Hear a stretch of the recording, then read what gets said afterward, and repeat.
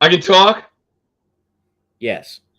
Okay. Hey, everybody. Sorry that we're late. My computer was acting up. I had to run upstairs and get my tablet, so it's a little chaotic. And the computer's still working. The screen just went white. I don't understand it. So something's going on. But anyway, tonight we're gonna have a good show for you. I got Dan from DD Speed. He's up in Canada, so I got to talk to the guy. So hold on and let's enjoy the ride. Dan, are you there? Happening, man. Usually I'm the one who's late.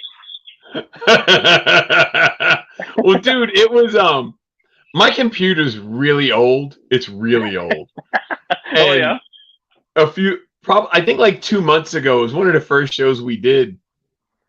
We're about halfway through the hour. Screen just goes away. Just poof, goes blue. So I got to run upstairs, get the tablet, run back downstairs so I can finish the interview. Oh, that's good, man. Yeah. So it's pretty chaotic sometimes, but it is what it is. I'm Yeah, you actually gotta roll the punches, man. Actually, what I'm doing is I'm gonna try and get on the actual the computer while we're doing this. This thing's a mess. But anyway, so all right. So let's go with the basic questions. How did you come up with the name? How did you come up with the name DD Speed? Well, my name's Dan. My old lady's name is Danielle. It's pretty simple. There you go. That's easy enough. You got a Dan. You gotta pick something. Yeah, exactly. Right. I got a friend of mine. His name is Augustine, and his wife's name is Augustina. No way. I swear to God. You just put an NIA on the back of it, and you got yes. I swear to God. It was crazy. It's crazy. What the hell just happened?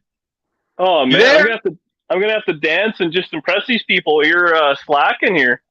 No, it did like it did before. The screen just went back to the homepage for some reason. It's kicking me. There you are. Okay, that was weird. I never had that happen. Anyway, so I'm actually really curious about that Challenger you got back there. What are you going to do with that thing? I'll give you a good deal on it. Really? No, yeah, I have no interest in it. I bought it last year on an impulse, and I don't know. I'm going to get it running and driving. It's got to go down the road. Big block, small block? What's in it? It's 440. Oh, so is it a stick car or automatic? It's an automatic. It's an old race car. So it's got a real rowdy 440. So this thing was cool. So it's 74. So kind of the ugly year, right? Ugly year. Like it's got the frowny face front end and stuff. But right. It was when I got this thing, it was in a storage lot, which has been for years, and before that, it was in a barn that fell on it. So it's a little rough around the edges. But but I pulled the belts out of it, so the belts had expired in '85, like the 5-point. Well, it's a 74. Yeah. I mean, it was a race car early on in its life. Yeah, and then driven for 5 years or something like that, and then just kind of left. So underneath, like where we are, rust is a real issue, especially on these Dodges. Like it'll rip the floor right out of it with the torsion bars. Yep. So this thing's like old school cool. I mean, everything's nice underneath. It's been like the leaves have been moved into the inboard and all that sort of stuff. Mini tub 2 inches. It's got everything you would have done, like cool can, like all those cool things. And I love that. My favorite stuff. Yeah. My favorite car is like something that was like put away in like the late 70s, and then like you found it last week. You know what I mean? And just it looks ratty and it's, put away wet. I love that look. That's awesome. That's cool. It's something, but all I see here is a down payment on another house, so she's got to go. I'm with you on that. Now, I'm wandering off the reservation a little bit. I did scribble some notes, but I'm not going with them right now. Yeah. I watched the video of the glass install today, and I also watched the one where you picked up the 4-door that you're going to do a Black Widow clone out of. Yeah. Now I noticed there was a CUDA there. CUDA. That was this, man. Oh, that was that? Okay. Challenger, I didn't get a good look at it. Okay. Yeah. So it was a challenge. Yeah. Okay. Yeah. Okay. Yeah. That's what I was. I was like, oh, what's that? Dodge people are weird. I just got into Dodge in the last year, and I dipped my toe in, but I think I want out of the pool. I want to get back to Chevys. I've learned my lesson. Well, it's funny because when I build everything, like it doesn't matter to me. But I got a friend of mine who is a Dodge guy. He is a Chrysler guy. Yeah. If it's got a Pentastar, he's on board with it. And we grew up together. And it was funny because when we did that Challenger on Muscle Car, and I got branded a Mopar guy. I just got branded a Mopar guy because, if there was something that I didn't know, I would just call Wayne and say, Wayne, this is what it's got. What is it? And he would just tell me. So I sounded like this real Mopar genius. Yeah. I don't sound like a genius, and they let me know about that in the comments every video. Whatever. Yeah, it's crazy. Eric Jorgensen wants to know about the Nomad. You mean the Del Rey? That's the big question. If it's the Del Rey, I'm actually getting it down to my house shop because I'm moving. So I'm gonna start doing it probably next week. I'll be on that thing, getting the new rails in and all that stuff. So you just had to answer that question. But so you're 56 wagon, right? What's the deal with the what's the deal with the 56? Are you gonna make I know it's a driver. Are you just gonna drive the thing around Canada or what? Yeah, I don't know, man. You know how it is. I changed my mind more than I changed my underwear. But that car, I fell in love with tri-pipes just a few years ago, and that thing, I was actually buying a set of headers, tri-pipe headers for a small block off a guy. I went and met him, and he's like, "Oh, I got this. I got a couple of tri-pipes. I got this wagon." I was like, "Okay, I'll come look at it." Well, next thing you know, I'm buying it, right? And I wanted a wagon for a while. Oh man. That picture, I took so much heat on that. People lost their minds. So I had in my head, I was like, okay, I'm going to make it like the family Griswold truckster, but badass, right? And people lost their minds on that thing. But so I dragged her home, and I mean, I need floors, all the usual, right? Rockers, all that stuff. And I had an LS motor for it, like a 6-liter, which I still got. I'm going to put in something. And then a buddy of mine, he had a jet boat, lost interest, sold the boat, and he had this, big block tunnel ram dual quad, like the whole 9, eh? I'm like, well, what are you doing with that? So next thing you know, I'm like, well, it probably looked pretty good in that wagon. And there you go. So I don't know what it's going to be. I mean, it's ridiculous, but I love it. So yeah, it is cool. It is cool. You just don't see them. You need to do a 2-door conversion on that thing.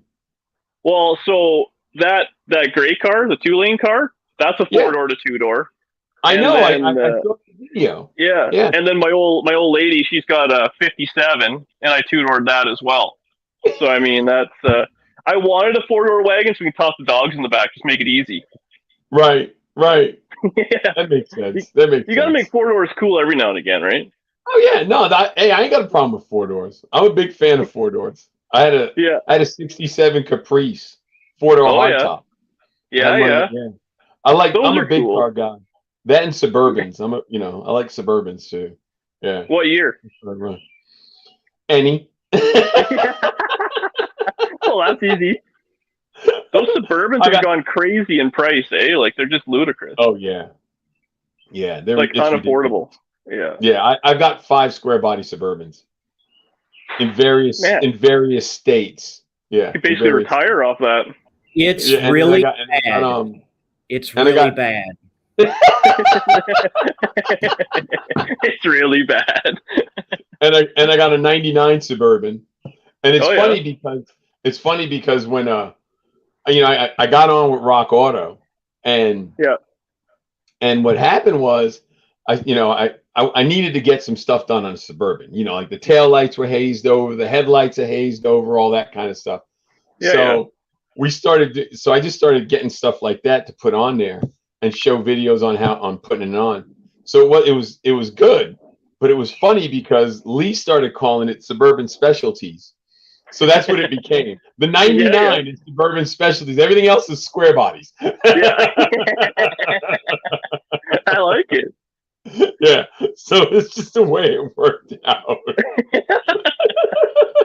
Oh man, that's good. So you're in Manitoba, right? That's what you told me when we first talked. Yeah, man. So isn't that like in the middle of the country in north? Further north? Yeah. Well, it's like Canada, yeah. It's so like we're right above North Dakota. Okay. I thought you. Yeah. I'm only I'm like an hour from the border. Oh, okay. All right. So it's actually when the borders are open. Yeah. No, we're not that crazy. When the borders are open, it's great because we can get parts shipped, just cross the border, pick it up, and head home. But right now, shipping is a little rough. What are you gonna do? Yeah. Just look, man. You know they're. Oh wait, you wouldn't be able to get in the country because you're the wrong color. But you could just go. Just say that. Just say that you're. What is it called?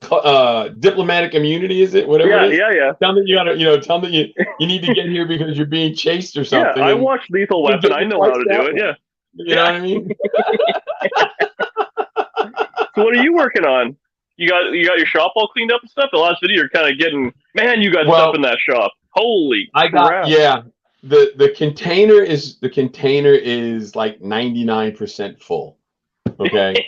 Yeah. I got this S10 that I've had sitting in front of the door, the big garage door. So me and a couple of my neighbors pushed it in. I got to finish it up. I can finish it up in a week or so. Finish it up, get it out, and then I'm putting the Del Rey in. The Del Rey's coming.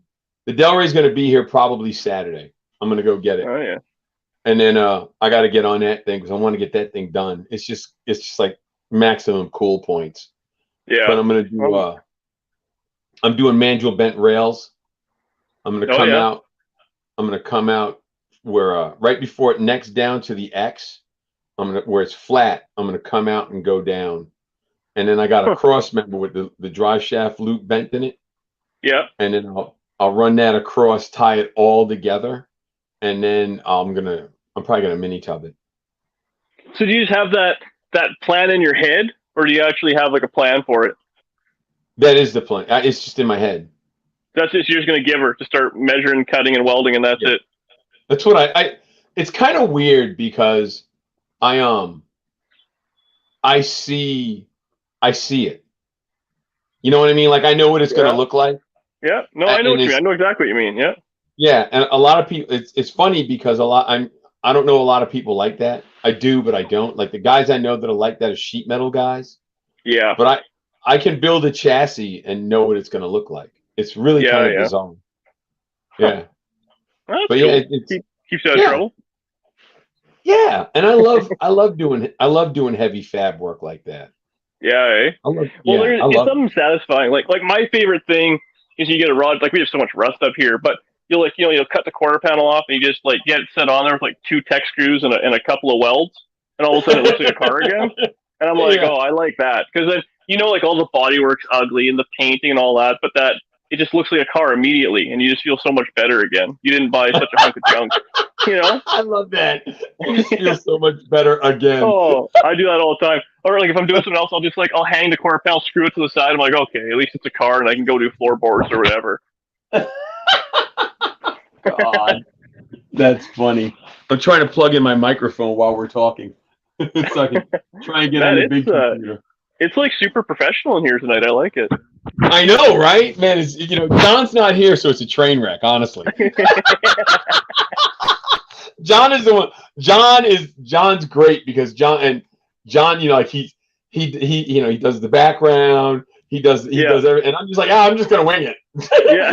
I'll be here a minute before we start. Woo! You're the talent, man. That's how it goes, right? No, I'm just a train wreck. Yeah. You're probably in your trailer right up until the show starts. Yeah, my trailer. Yeah. My tag along. It's not even an airstream. Oh, whatever works. What is this? I don't need that right now. All right, see, my computer's dying. It's not. It's the struggling. I am, man. I am. I got to get a new computer up. I got to get a new one. I just go buy one tomorrow. Amazon, Yeah, next day shipping. I'm a billionaire. Yeah. You're on TV, man. You got TV money, don't you? Or residuals? Isn't that how it works? No. No? I TV thought everyone thought every time someone says muscle car, you get paid. No. TV, man, it's not what they say it is. It truly is not. They want to own everything, and that's all there is to it. There are some people who get that stuff, but most guys like me and doing this car stuff, they don't get it. No. And they don't even, you make your money on the back end selling merch, but they don't even want you to do that now. It's really no way, really? Yeah. Like they want to sign you to a contract, and they're like, "Oh, you can't do YouTube stuff." I mean, shit like that. Yeah, it's nuts. It's nuts. My contract specifically said, huh? You're locked right up. Like whatever, you can't do nothing unless they tell you can. Right. Yeah. That's exactly what they do. It's crazy. Could you run a shop or something like that on the side? Like you couldn't do media stuff, but could you still turn wrenches? You can run a shop. You can do that, but it turns into a fiasco. I mean, it really does. It's not that good of a deal because they don't want you. They don't, like, in my contract. It actually said I cannot do any other car build shows. I could do other shows. It said I could do non-car shows, right? Okay. Yeah. I have to ask for permission to do a non-car show. So what they do is they never give you permission. So you can't do anything. So you can't do anything. So you couldn't do a cooking show or something like that. Yeah. Right. You can't do anything. It's insane. My computer's coming up. I think I might be on the big screen here. There I am. All right. Hold on. Oh, man. Well, I'm just by myself now, I guess. That's awesome. Ladies and gentlemen, at this time, to give Lou time to overcome technical difficulties, we will take a break. Thank you for watching Three Lefts Don't Make a Right with Lou Santiago. Man. Power-Built Tools exemplifies innovation in the tool industry. From hand tools, power tools, and even tool storage. Check out powerbuilt.com for power-built tools. And remember, use promo code MMR15 for 15% off at purchase.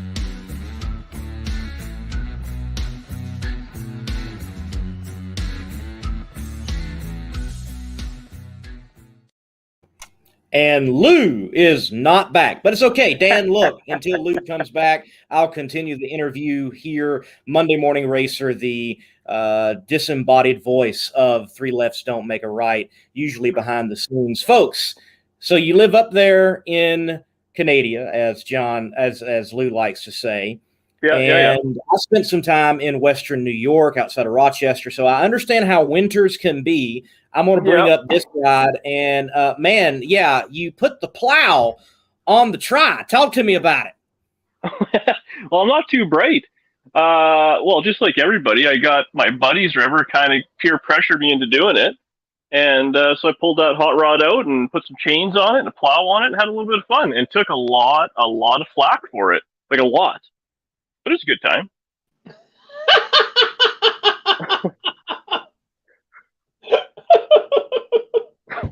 I saw pictures of that. I was going to talk to you about that. That is so crazy.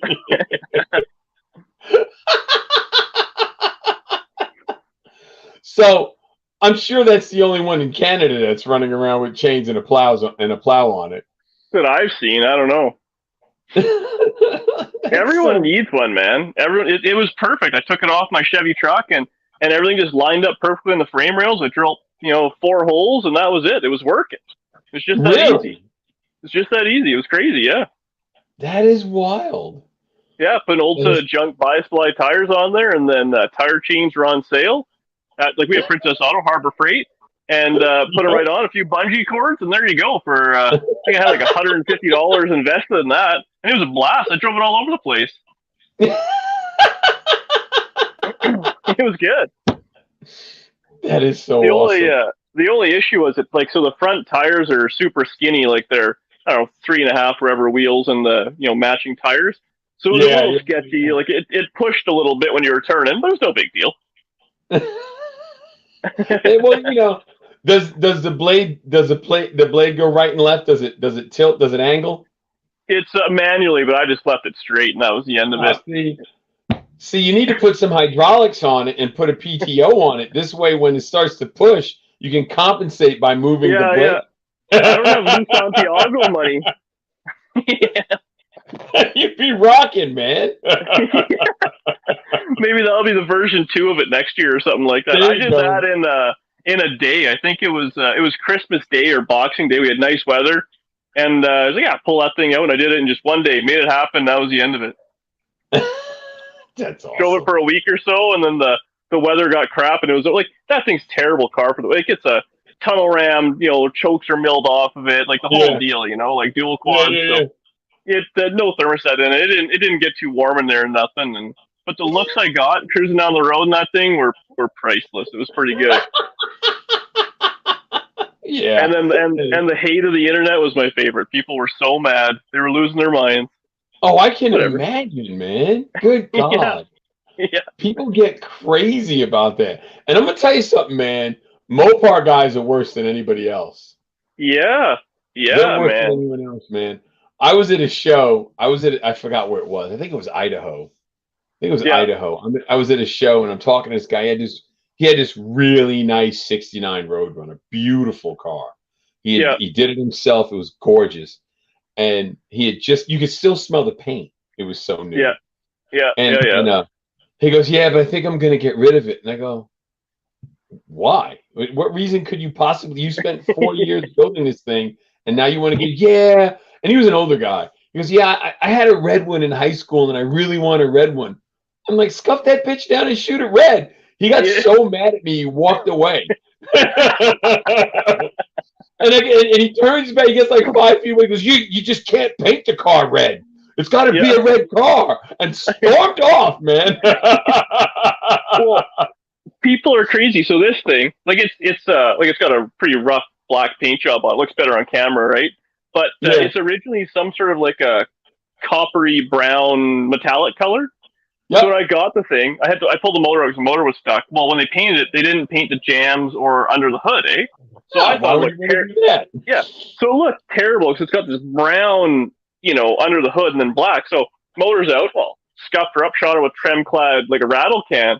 Holy moly! It's the sacrilege I did there was unbelievable. Like people are losing it. Oh yeah, paint it back original, man. Like it's a ratty hot rod. Just drive it, right? But yeah. Well, Mopars come standard with rotten body damage. You know that, right? yeah, for sure. Yeah, Mopar, man. And like every now and again, I'll slip up because I got like the Dodge Challenger. I got the satellites with the Plymouth, and I guess I'll call the Plymouth a Dodge or something like that. The old Dodge or whatever. Just because you know how it is. There's so many cars going on. People are, I'm unsubscribing if you can't call that thing what it is, a Plymouth. I'm like, oh, man. And then people start giving me attitude or something like that. So like they'll try and be funny. They joke around. They're like, how's your 55 Buick doing? Instead of 55 Chevy or something like that. I'm like, right, good, man. Right. Like, it doesn't cut as deep for me. Like, I'm okay. Jeez. People lose it. You need to do something bizarre, something off like a Jaguar or something. Get an old Jag. Yeah, I don't know. I got all sorts of ideas. Wacky. Just a total sacrilege with it. Yeah, I want to do something stupid. The problem is, like, I'm limited in our shop, so I'm trying to got to flip a few cars, make a few bucks, and get some more property, like what you got. So you got stuff everywhere. Because the problem here is like we get winter for 10 months out of the year. So trying to move these cars around in the snow is brutal. So to have 2 or 3 cars on the go at once would be much nicer. Albert wants to know, what was your favorite car you worked on? I don't know. 55 Chevy. I just love that thing. I fell in love with it. I don't know. They're all the same. You know how it is, right? The one you love will fight you the hardest. I know. It's crazy. Well, you worked on a crazy number. What's that? What was your reasoning for getting on YouTube? Did you just decide to make a goal? So I had zero interest in YouTube. Like I for a year. I mean, I've been building cars, since I was, 14 or something like that with my old man. And so, yeah, and you know what the problem is? You build a car, you get it 100% done, you sell it, and then you don't have any pictures of it. You have like 3 shitty pictures of it out of focus. Right. So I was like, okay, well, I want to document these things. So I was talking to my old man, and he's like, you should start a Google Photos or something like that. Keep track of these things. I'm like, I'm too dumb for that. So I got an Instagram. So I just every day I'd take a picture of what I was working on and carry on. Well, it took off, got a bit of a following, and then people are like, you should do YouTube videos. And I'm like, eh. So I went out and bought a GoPro and started making YouTube videos a couple of years ago. And I guess I hit a chord with some people. Long-haired hippie working his crappy garage in Canada. There you go, right? Flip-flops on. What is flip-flops, man. Oh, I weld these and everything. People lose their mind. It's great. Dude, I can't do that, man. I can't do that. I weld too much. I can't do it. Whatever. Between the flip-flops and my hair's caught in the creeper every other day, it's just the way she goes. You get used to it, right? But yeah, so then I started putting videos up, and then so I originally the 55 was my first car I did on the channel, and I was just real slow at it. And it was a 4-door. I made it into a 2-door. Did that. I did a couple. I think like a C10, a few other things, and then that 57 Chevy. I bought that. I was just at the parts store one day, and kind of a guy was like, "Hey, I got a 57 Chevy here. You like Tri-5s?" Sure. Went and looked at it with my old man. It was a 4-door 57 Bel Air. The guy had taken it apart and lost interest. The classic, right? So the body was off the frame, front clips missing, no motor, no trans, all that. So $700, drag her home, and trashed on it for a month or two, and got her together. Gave it to my girlfriend Danny for her birthday as a 4-door. So she drove it around. Well, then winter hit. And I'm kind of bored doing whatever. So like, I'll work on this thing a little bit. And I was like, I'll 2-door swap it, just again, because it's 2-doors are way cooler than a 4-door. And people started watching all of a sudden. It really took off. And here we are working on junk in my garage every day. There you go. So Bob OG wants to know, what's the worst car you had to work on? Anything that uses metric hardware, because I don't have any of the tools. I don't know. Danny drives a Kia. I hate that thing. Take it to the shop. I'll pay the bill.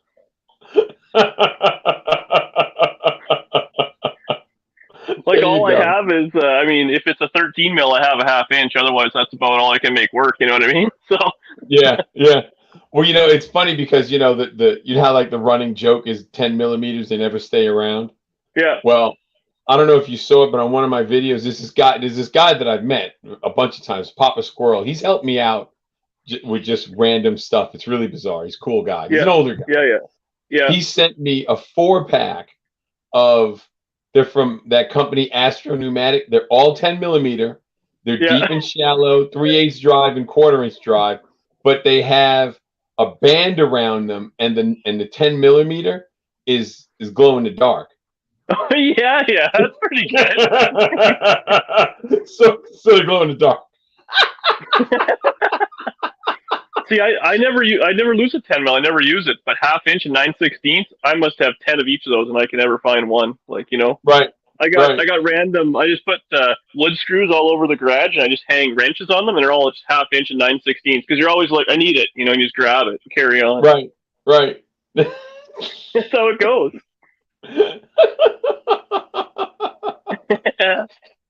That's crazy, dude. I just moved my toolbox from the shop that I was in back home, and tomorrow I'm getting it off the trailer. Yeah, so it's gonna be hectic for the next few days. That's for sure. You've worked on a zillion cars. What's the worst one you've ever worked on?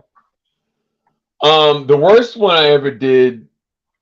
Well, it wasn't actually. It was a car. It was a truck. It was a truck that had.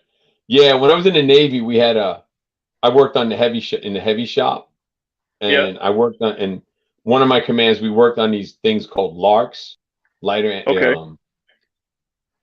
amphibious resupply cargo, LARC, LARC, and they're basically a bunch of beer cans made into a boat with big wheels, and they're amphibious. And they were a pain because they were always in the water, so they were just a pain. Oh yeah. You all the bolts always had to be torched off. Nothing. It was a pain.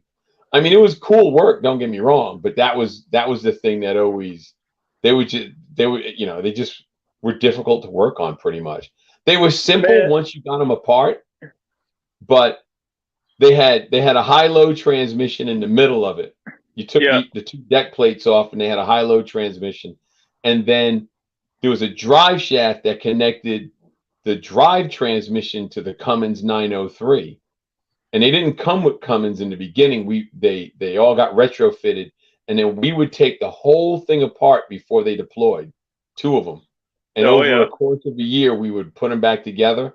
But it was always a pain to get into work on that middle transmission, because sometimes you'd have to get in there, slide through, get behind the transmission to replace the drive shaft. And that was the one thing I hated about it, because there was just no room.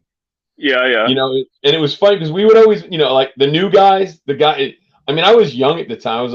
I was 18, 19. So I was still skinny. All the skinny guys. Every time we had new skinny guys checking, you're going in. Man, you sound like the classic, Southern state guy where you complain about like, oh, a little bit of rust. Oh, it's like the size of a quarter, and it's like, oh, it's got to replace the whole panel. Oh, man, no. Dude, I grew up in New York. I know about rust. Come on, bolts don't come apart. Like the torch and the impact on Titan is how I take cars apart. Like you just break it off and replace it. You don't screw with it. Like brake lines and all that. Don't even mess with it. I got rolls and rolls of brake line on the wall. Just change it. By the time you spend all the time getting all apart, you put it back together, you're something to brake twice, and it blows out the rear line anyways. So because it's got pressure now. New is the way to go. Don't mess with the old junk anymore. I've learned that lesson, but whatever. I don't blame you, man. I don't blame you at all. you gotta do that. Wow, there's like 20 Google pages up. No wonder everything's a train wreck here. Oh, there it goes. It's all gone. I cleared it. It wasn't working. I don't know. Man, you're all over the place. I love it. Dude, tonight's a mess. It honestly is, man. I was not. I'm glad I can bring out the worst in you. Oh, trust me, it can get really chaotic. Needless to say. Have you ever been involved in like SEMA builds and stuff like that before? No. It's kind of weird. I was gonna do one years ago, but I just didn't do it. And oh, that's a good answer. And then I just my thing about SEMA is when I go, I usually turn up having to work. So it's it's a working show for me. I'm signing autographs and stuff like that. And I've never been, in the 12 years I've been going, I've never been to SEMA where I could just go walk around and look at cars. I've always had to hear work.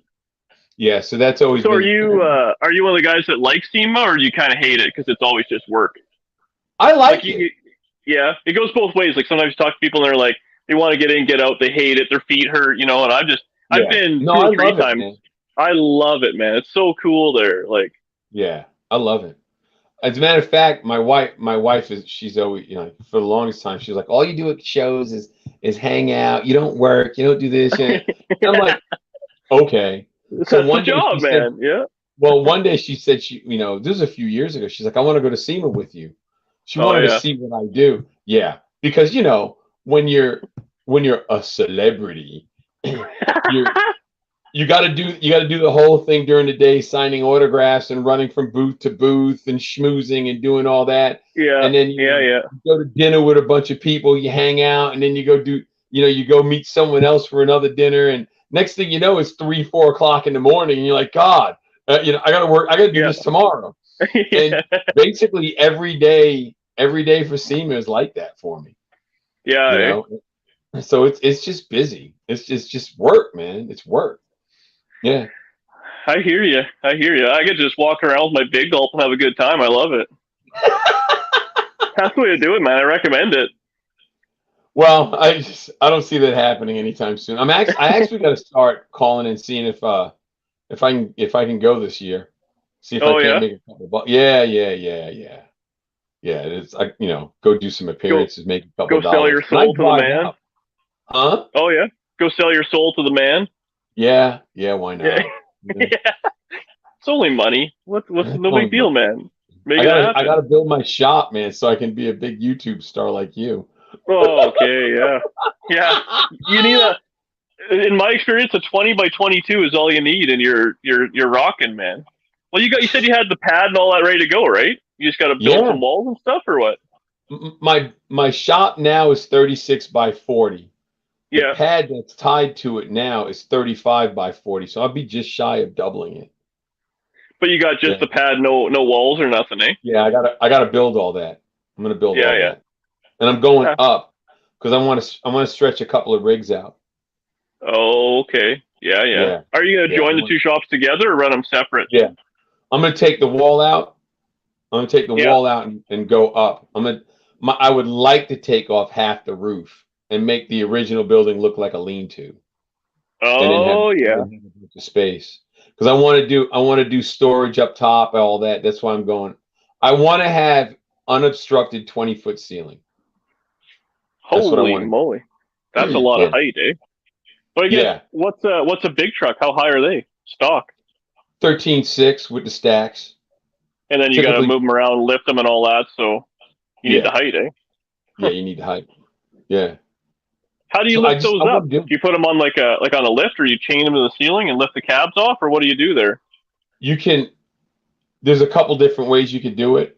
You can get someone to come in with a big wrecker to pick it up, like use the wrecker as a crane. You can always rent the crane. You can do an overhead system where, with an XY axis and pick it up, stuff like that. Everything's big, man. Everything, like, 3/4 inch and 1 inch stuff is your friend. All your that sounds brutal, man. Yeah, sounds so brutal. I love that work, though. I love that stuff. Yeah, when I get this job done and get a rig, and I'll invite you down. You can hang out for sure. Yeah, I got a buddy of mine, and so there's this race we're probably gonna do this summer if we're allowed to get out and stuff. Canada's all mangled right now, but he's building a semi truck into an 1/8 mile hot rod. Oh, it's cool. I'm not a big diesel guy or anything, but he's explaining these things to me, and it's like my brain is trying to figure it out, by trying to relate it to like a 74 Challenger, which I understand how it works, and it's just he's talking about I guess these semis, they wheel hop real bad. So he's like, well, some guys will just, let the airbags out and they'll chain the diff to the axle and it fixes all the wheel hop. And I'm like, well, that's like, who would have done that, So he's thinking all these ways to make I don't know, I guess a slapper bar or something like that for a semi truck. Mm-hmm. He's talking about doing. I'm like, it's the same, but way bigger, it's cool. I like it. And because they make so much torque, it's insane. Yeah. No, it's insane. But I don't know. He was showing me all these videos and stuff. I never realized, and they slow him down, and he's like, they're just looks like they want to break the frame in half. Like the amount of twists they produce is unbelievable. Then you go down the rabbit hole of those ones where they're towing like a trailer behind them trying to race too, and you're like, the sled. Man. Yeah. That's cool stuff. That is a crazy world. It really is. Yeah. Well, like where you are, like, is it popular to have like those like slam Peterbilts forever with all the lights on them and every doodad and stuff like that? Like we don't have that here. We have ice roads. You know what I mean? Like we don't have that junk. Oh yeah, I see a lot of them all the time. I got a couple friends with them. Really? Eh? Matter of fact, I got one friend, James. He's got it's a 352 cab over big bunk Peterbilt. He's got that, and he just stretched it. He went to, oh God, what was it? I think he said 280. He went, he stretched it out and put the whole new suspension, the Flex Air, Peterbilt Flex Air setup on it. Why do people stretch it? What's the benefit? Just for looks, or does that have to do anything? Cool points, man. Okay, that's that. Hey, I'm all for it, man. It's all cool points. Hey, you don't gotta twist my arm to make something more ridiculous but cooler in the end. I'm with you 100%, man. I'll be there tomorrow with my toolbox if you want. If that's the only reason we're doing it, to make it look cool, I'm in. It's cool points, man. It's cool points. I mean, they do ride better when they're longer, but there's a point where they're too long. Yeah. They just look so good. You put a car hauler axle in the front, lower it down a couple. You can get a car hauler axle in I believe it's 2-inch, 4-inch, and 5-inch. Those are Drop. the three. And yeah, drop. Huh. Yeah. Yeah. That's Art wicked, wants man. I us love to, that. yeah. Oh, Art Deacon. Yeah. Enough with the BS banter. You guys are gonna get together and build that powered by LSX 454. What LSX 454 do we need to build? I think between the two of us, we could probably patch together enough money for a set of headers for it, right? I'll just build them. Just build them. It's only money, right? Just build them. Just build them. I love your attitude, man. I love it. Yeah, I'm all about making sparks, man. Yeah, No, that's awesome, man. It's so cool. So Like, it's so crazy for me, like, in my head, because I watch you on, like, Sunday mornings and stuff like that, you know, muscle car TV, man. What the hell? It's weird. funny how the world works. But dude, tell me about the Plymouth, the satellite. What's the deal with that thing? It's a house down payment sitting out there. So that one, this stupid car, I had a guy. So I bought the Challenger first. I bought this. This is all last year. I bought all this junk. So I bought this thing, and I had a guy through YouTube reach out, and he gave me a hell of a deal. I'm running a set of just steely, like the cop car slot kind of whatever wheels with dog dishes, because I love that look. The guy hooks me up big time. So that's all fine and good. Well, then I'm gonna say a month later, 6 weeks later, a guy sends me a message, says, "Hey, do you have any dog dish hubcaps?" I go, "No, sorry, I only have the whatever." He goes, "Oh, okay. Well, if you come across any, let me know." I'm like, "Oh, what do you need?" And he goes, "Oh, I'm just trying to sell a car. I want to put some hubcaps on it to make it look, cool. Instead of steel wheels with dog dishes, don't look like just like the picture, right?" Yeah. So I'm like, well, what do you got? He sends me a picture of that stupid car. Well, next thing you know, I'm down there buying it like an idiot, and so it's super cool car. I bought that thing. The license plate on it was 1976. So again, it was only on the road for 8 years, 9 years type thing. And so I bought it, and I actually put it on the channel. And the original owner sent me an email because he, I guess, watched or found it or whatever. And it was a cool story. He bought it, and it's got like shackles on the back, like the classic stuff you would have done as a 20-year-old kid, right? Right. So he bought this thing, and it was a 318 automatic car. Blew the transmission out of it. And he was, so we're in Manitoba, which is like center of the country, and out west is where the big oil stuff is, like the oil sands and whatever.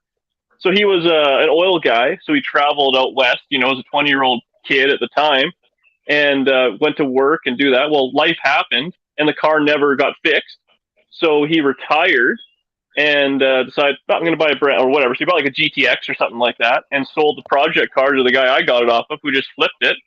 And there you go. So now I have it. So it's cool. Like it needed floor pans and a few things, but it was a super solid car. Yeah. Which is nice to find. And I don't know how it is down there. Here, like, so this Challenger and the Satellite, both of them, I bought them because you just don't see them for sale. Like I every day, I'm sure just like you, Facebook Marketplace or, Craigslist or whatever it may be. And you just don't see this sort of stuff. Like Mopars are so freaking, they're like hen's teeth, right? You can't find them. They are. And up here, they rot out like crazy. So, I found the deal, and same with the Challenger. The guy, I bought another car off him. He says, "Hey, are you interested in the car?" He sent me a couple pictures of it. He says, "If you want it, let me know. I'm going to put it up for sale to the public on Monday," type thing, So I drive out there Friday night or Saturday and was like, "Here's the price. I'm not haggling. If you want it, take it. If not, it'll go on Monday." And he knew it would go. They sell.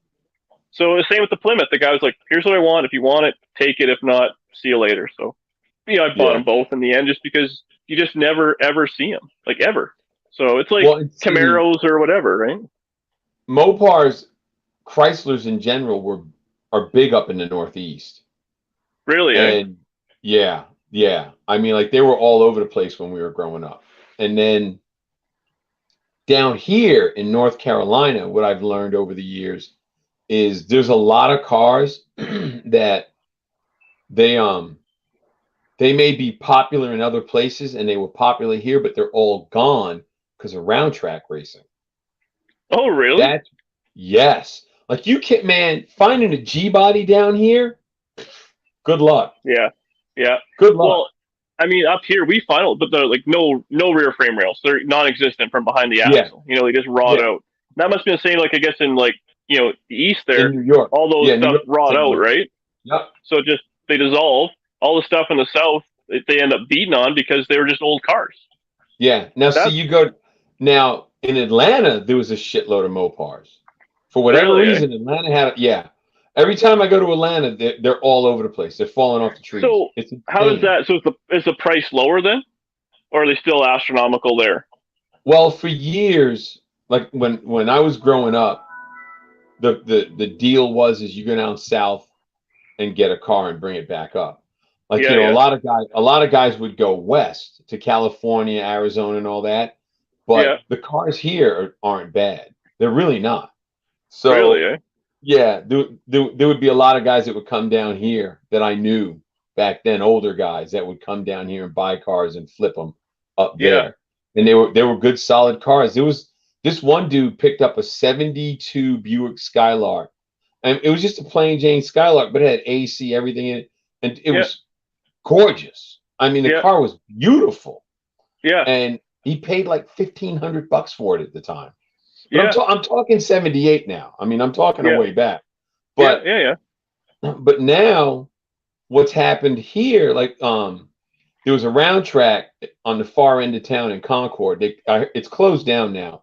But what Concord Speedway did was they would have these classes, like they had it was the 2300 4-cylinder Mustang engines that came in the turbo coupes and all that 4-cylinder overhead cam motor. Well, they created a class where they ran Mustangs with 4 cylinders. So you'd have all these round track guys buying GTs, stripping out the engine, selling the 302, cut the quarter panels off, cut the roof off, and use it for their round track car. That's why you don't find G bodies around here. That's why you don't find 71 Monte Carlos around here.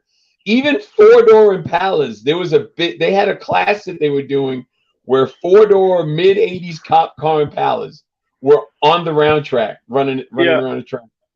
So there's some cars that are just hard to find. It's weird. But cars in general, like it's funny how they go from they go through stage 8, it's brand new, and it's kind of clapped out. Then it's like it's an old car, and then it kind of comes like I just think this. So it's a 74, and it was a race car in the early 80s. Like it was a 5-year-old car, and someone's like, "Ew, a 74." Like you don't want to touch it, And now it's still a 74, but it's worth something. I remember like square body trucks. I've had 3 or 4 or 5 regular cab, short bed, square bodies. And every time you buy them, I pay more and get less truck. And it's all the panels went from like replacement parts to restoration parts. And it's the same stamping, but they cost twice as much now. Like a cab corner on a square body was like $15, and now they're like 40, and you're like, what happened, guys? And they fit yeah, and they fit way worse. Yeah, they're using the same stamp that's been worn out. Yeah, but whatever. That's how she goes. That's exactly like 5-liter Mustangs. Like those things were kind of cool. And I was like, you're past them and all that, and now they come right around. Like it's hilarious what's popular now. Doesn't make any sense to me. But no, whatever. There's no rhyme or reason to it. There's no rhyme or reason to it. I mean, cars that nobody wanted now are cool because you can't touch the ones that everybody wants. Yeah. Well, and that's just it. Yeah. I mean, like trucks and like I said, 5-liter Mustangs, they were so lame because for a few more dollars you get a 70 Chevelle. Why would you not get a 70 Chevelle over an 85 Mustang? Well, now the 70 Chevelle is, if you can find them, you're paying through the nose. Doesn't make any sense. I was just looking at one today. There's one for sale. No floors, needs framework, no interior, no motor, no trans. $4,000 firm. And you're like, holy moly, it's just, and they'll probably get it. That's the crazy part. They'll get it. Of course they'll get it. They'll get it. It drives me nuts as a buyer, but I love it as a seller. So you can't have them all, I guess, right? Yeah. My thing is when you like the Challenger, you got to build it. I've always been a fan of building it the way I want it. Someone's going to want it no matter what. There's an ass made for every seat. So that's what that's what I like doing. I'd rather just build it and if I got to sell it, I got to sell it. But I mean, I got a lot of cars here that because I was always building for everybody else, I just never got a chance to build. So I'm going to build that stuff on the YouTube channel. Do you ever mess with any late model stuff or what? No, but I'm gonna start doing some. Yeah. You know, I mean, I just you know, it was always one of those things where I do mostly chassis work. Yeah. So I've done a bunch of cars where you know, I did all the chassis work and it went away. Yeah. You know, and I don't even know if it gets finished or not because I don't, it's out of my hair. So it's just the way it works, you know. I mean, I've done tons of stuff like that. Now narrowing up rear ends, roll cages, all that, get it done and it goes away. That's probably the best way because that's when they're the most excited. You get paid because it's the first thing they're doing. Like once it goes to body work and paint, that's where people lose interest and all that, right? Like chassis's got to be pretty straightforward. It depends on the owner, man. It really does. It depends on the owner because you get the opposite of that too. You get this guy who spends all this money on the engine, spends all this money on the transmission, and then he wants to paint it, but then he figures, well, I want to run tires on it. I want to get bigger tires on it. Well, now he doesn't want to pay you because he spent all this other money. Yeah. You know what I mean? So it just depends on the person. It really truly does. See, and that's like I get people ask me all the time to do stuff for them or whatever, right? And I just work on my own stuff 100%. But I keep thinking, like, if you get a bigger shop, well, now you need to generate a few more dollars to, you know, to pay for everything. But the last thing you want to do is then do the work, not get paid, and still have all the overhead. And I didn't work on my own car, which I could flip worst case scenario. So it's a lot of risk in it, I guess, eh? Yeah, and you're always chasing your money when you're building for people. Yeah, they don't want to pay. You're always chasing your money. Yeah, I mean it's a pain. Yeah. But it's part of the game. I mean, the bottom line is it's tough being a car guy. If you know, whether you're doing general maintenance, whether you're building custom cars, it's tough. And people don't understand it. You know, it's amazing to me how many people turn around and go, I'm just going to open up a shop. Okay. Well, good luck with that. Well, it seems like it's a race to the bottom, eh? When it comes to someone will always do it cheaper, and they'll just hack it together and make it look nice, and it goes right. Yep. Like I don't know. Yeah. And Bruce wants to know about Huntington Station. I have been to that junkyard, but I don't know if it's still there. And there was a big one in Oceanside that I used to go to in New York. Yeah, but they I just decided that I'm not going to build for people anymore, man. I'm going to build my stuff. Because, dude, I got some cool stuff.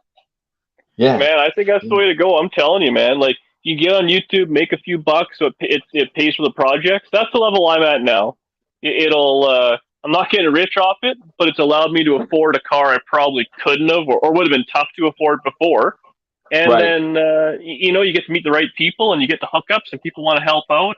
And it's kind of a win-win. You know, a car gets saved, people get to watch it. I get something I otherwise couldn't afford, and the cycle continues, right? But like you said, no one's getting rich. You know, I mean, dude, I just want to pay the bills. So I just want to pay the bills. Hey, lights are on. We're good.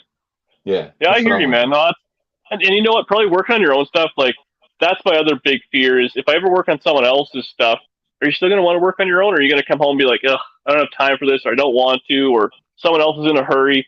I mean, like I turn wrenches all day at my day job, and then to work on someone else's car at night, this is now, it's already second place, and then it's, you know, third. Well, you got dogs and an old lady and you know, all those things. You got to fit it in. Well, now add some, you know, goon in there who wants you to do something for, you know, pennies on the dollar.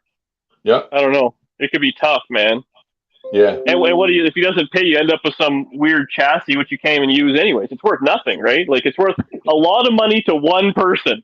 But if you're stuck with it, what's it worth? You can, you know, people don't understand it. People don't know this, I guess, or they don't understand it. You have to, the way I look at chassis, if you look at a lot of your chassis now, they're pretty much standardized. Oh, really? You know, yeah. Oh, yeah. Think about it. When they ship a car, right? The car, if you notice, all the cars look about the same size.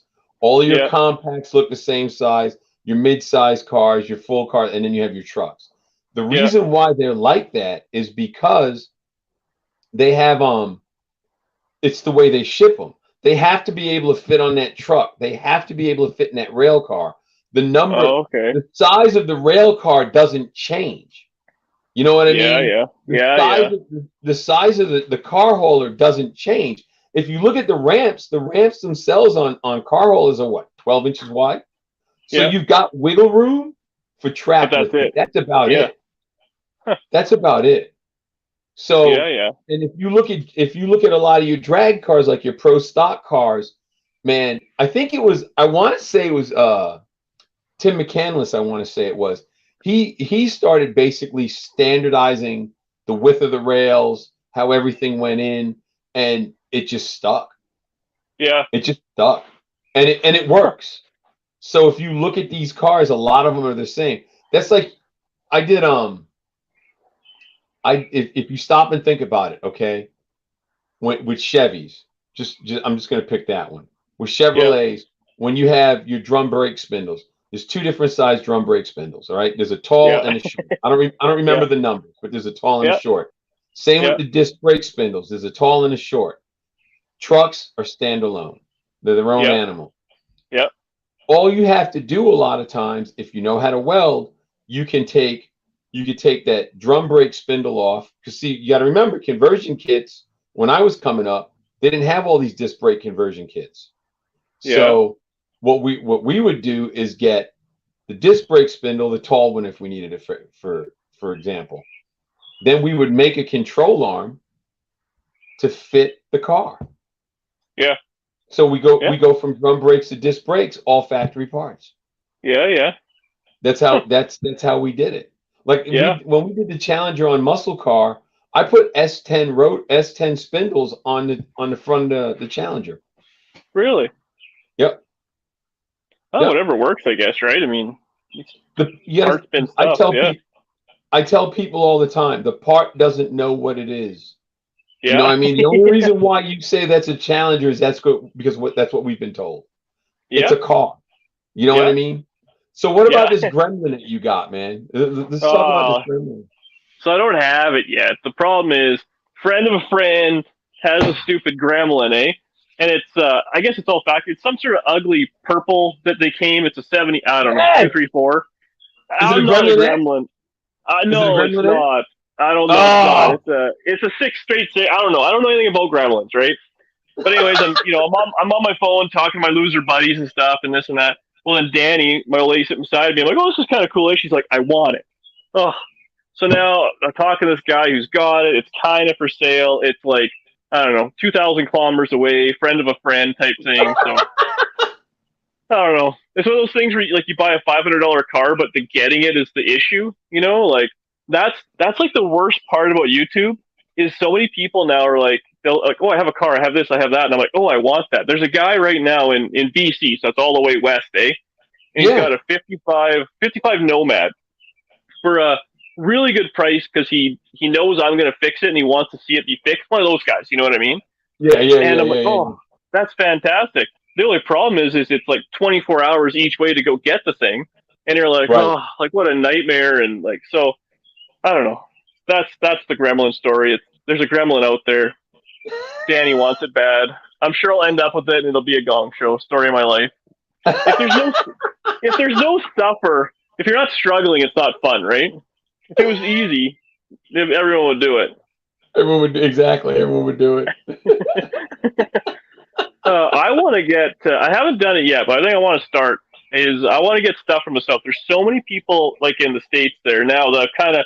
I don't want to say made contacts with, but I know well enough that, like someone like yourself, hey, I know of a guy who has this, and at your word, it's a pretty decent car. And, if it costs you $1,000 or $1,500 to ship it home, but if you get to eliminate all the rust and all the screw around work, you spend the money there. You're spending the money no matter what, Right. Pay up on the car or waste your life breathing in, welding, gunk and all that for 2 weeks while you're putting floor pans in. Dude, I put floor pans in all the time. I hate it. I do it all the time. It drives me nuts. One of these days I'll get used to it. Like frame connectors on that Challenger all the time. Mustang Frank, I do that stuff all the time, man. I don't like. I mean, I always do it on my back, welding upside down. I don't like that. That's not fun. But whatever. That's how she goes, I guess. Yeah, it is what it is. But I mean, I use I got this friend of mine gave it to me. It's like a blowtorch, man. It runs on propane. It's made for, you know, like when you see these big pallets and they're all shrink wrapped up. Some of the shrink wraps, you got to heat it. It's one of those. The nozzle is 12 inches wide and it's vertical. So and when you hit the trigger, it's like, whoa! I burned all the seam sealer out. Yeah, see, that's smart. I don't do that. Oh man, I was like, I put a floor pan in that stupid satellite, and I don't think I've ever been that mad trying to wrestle the new one in. You know, like it was such an absolute nightmare. But whatever, you know, you're mad about it, but also I talked to older guys, and they're like, you're so lucky you can buy that floor pan. The floor pan was $300. You know, it was $300. It was, I spent a day with a plasma cutter and a drill bit getting all the spot welds out, and he cut it all out. And he's like, you're lucky you even had that. We had to use stop sign, sheet metal, whatever it is, old furnace, covers, and it looks like crap. And this thing, you put it in, you drill the holes, factory spot weld in, you seam sealed it. I mean, no one knows the difference, you know? No, believe me, I know. I was one of those guys putting patches in, cutting them out. I know. It's terrible, man. It's I don't know. amazing. It's the way she goes, I guess, but whatever.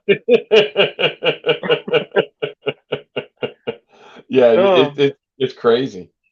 So, dude, let me look at my notes because we already ran an hour, and I know people are pissed because we just sat here and BS the whole time. We did have a guy who said he loved your 57 two-door conversion. We talked about the wagon. We talked about how you got your name. I think we covered everything that I wanted to cover, so we can keep talking if you want to keep talking. I mean, we can go about another 5 minutes. Yeah, your old lady can push dinner back 5 more minutes for you. Dude, I already ate. I already ate, man. I ate and had my coffee when the computer was acting up. So I'm good. Yeah, so you're good. I'm glad you're taken care of. I'm glad you're happy. That's why we're here. I'm good, man. I drink about 6 cups of coffee a day. No way. Oh yeah. So what's your plan? So you're gonna when are you gonna start getting the shop together? It's just me working in the shop, me getting it done. So I'm hoping what I would like to do by the end of summer is have the columns built. Yeah. Because we don't have a winter like you do. Our winters are pretty mild. But I want to have the columns built, get them on the slab. I've got the anchors and all that. I've got everything I need to build them. I just got to get it done. But right now, my major concern is this move I'm doing. From your shop to home? Yeah. You're talking? From the shop, the building that I was in is 2.5 hours north. It got sold. So I got to get out. So when you were working there, would you stay up there when you were working or what? Yeah, I'd stay up there. Yeah. That's rough, man. Yeah. Dude, I've been traveling forever. It's not. Yeah. I'm a real homebody. What can I say? I don't like, I live like 5 minutes away from where I grew up, and I'm like, that's pretty far. I like it here. So I like, I leave work at 5 o'clock. I'm home at like 20 after. I'm like, a pretty good day, and I'm just welding in the garage. I don't know. To travel, it's such a time suck. You know what I mean? Like, it is. That's crazy, man. So what's your plan for the YouTube channel? Are you gonna film it and edit it and do it all yourself, or what? Well, Lee, the Monday Morning Racer, is the one who helps me. He sounds pricey. He sounds expensive. I was talking to him. I think his hourly rate might be up there, right? I am super cheap. Super. Are you looking for extra work, Lee? Because I can just email you all sorts of stuff, man. Your stupid thumbnail for this little chat here, that's like the nicest thumbnail I've ever seen. I've been doing it I can't figure it out, man. I'm all thumbs I'm on Canva paying the $99, and he just whips it together and makes us look good on there. I liked it. I can tell you the thumbnail looks better than the guy in person. Hopefully you're talking about him, but yeah. I brush my hair and everything for you. So what's your regular day job? You spin wrenches on your day job? Yeah, just mechanic. Yeah. Same old junk, man. It just never ends, right? I don't know. Yeah. Working on cars, I thought it was a good idea, but I don't know. Looking back, it probably would have been smarter to do something different for your day job, and the cars would be even better. But I don't know. Yeah. I'm full blown addicted. I've tried so many. If there's a hobby out there, I've tried it. Like woodworking, like it doesn't matter. Like I tried it, and I just kept going back to cars. I didn't want to work on cars. I was tired of it. Like it's frustrating and all that. And I was like, no, I'll make little, model airplanes. Throw them all out. Boring. No, let's go get burned and rust in my eye. That's what I like an idiot. Doesn't make any sense to me, but and I'm at the point now, like YouTube is so funny. I don't talk to, if you're not gonna talk to me about cars, I don't want to talk to you. Like I don't have time for you. It's just that simple. I'm terrible. Like I feel bad for my old lady. We'll go out for dinner or whatever. I'm just quiet. I'm like, you don't want to talk about something cool? I'm not into it. What do you think about the current economic climate? I don't care. Like I got a tunnel ram at home and I got to put carburetors on it, man. Like that's what I care about. Exactly. It's just that simple. Whatever. Way. See, exactly. And then you get in your little bubble of 5 guys you talk to every day because they're all the same as you, and then you're sending each other stupid videos of doing stupid stuff, and that's what happens. That's how you put a snowplow on a '55 Chevy. Yeah. Whatever. Jeez. Yeah. Well, look, man, we got to run.